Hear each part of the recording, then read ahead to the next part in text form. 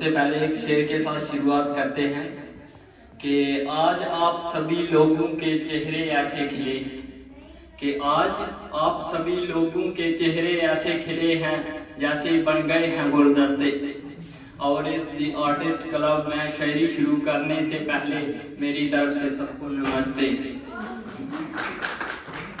तो मैंने एक नज़म लिखी है जिसका नाम है कलम कापी और मैं, तो वो सुनाना चाहता हूँ मैं आपको कि ये जो कलम कापी और मेरा प्यार है, हमारा लफ्जों का ही तो कारोबार है।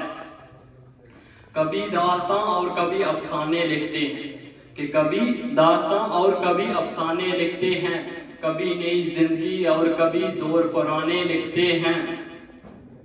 कभी अच्छाई और कभी बुराई लिखेंगे, कि कभी अच्छाई और कभी बुराई लिखेंगे, कभी दोस्तों का साथ और कभी तन्हाई लिखेंगे। कितनी दफा नाकामयाब और कितनी दफा पास लिखेंगे, कितनी दफा नाकामयाब और कितनी दफा पास लिखेंगे।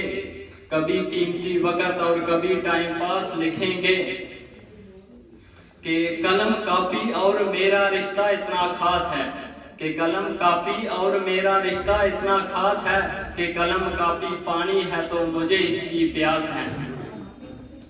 जैसे तारों को आसमान जरूरी है, वैसे लिखने को लफ्जों का जखीरा होना जरूरी है।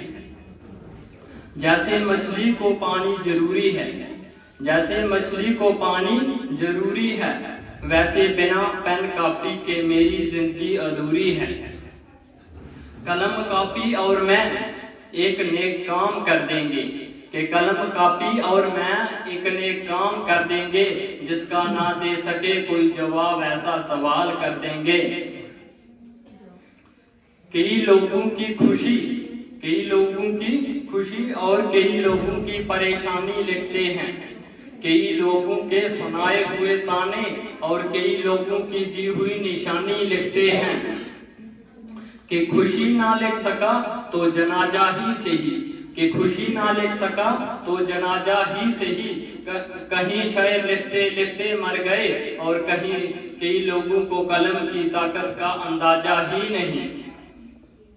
कि मेरे पास तो घास की झोंपड़ी का छोटा सा दरवाजा है, कि मेरे पास तो घास की झोंपड़ी का छोटा सा दरवाजा है, छोटी सी उम्र और लिखने का छोटा सा अंदाजा है।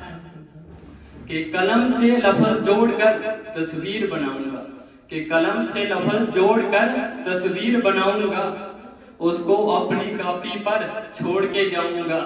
और मेरी आखिरी सवारी का अफसोस ना करना, कि मेरी आखिरी सवारी का अफसोस ना करना, मैं अपनी लिखी हुई किताब आप लोगों के लिए तोहफा छोड़ के जाऊंगा। कि जो आज के बनिए हैं वो हैं कल के सेठ, कि जो आज के बनिए हैं वो हैं कल के सेठ, अगर मेरे कलम कापी के बारे में खाएंगे आग तो फिर जल जाएगा पेट। तो एक लास्ट शेर बोलता हूं मैं कि हौसला ना हारो हम फिर आएंगे, कि हौसला ना हारो हम फिर आएंगे, अपनी शायरी की मदद से महफिल फिर सजाएंगे। मेरे साथ आप सभी लोग वादा करो, कि मेरे साथ आप सभी लोग वादा करो कि इस दी आर्टिस्ट क्लब को हम इंडिया का नंबर 1 प्लेटफॉर्म बनाएंगे।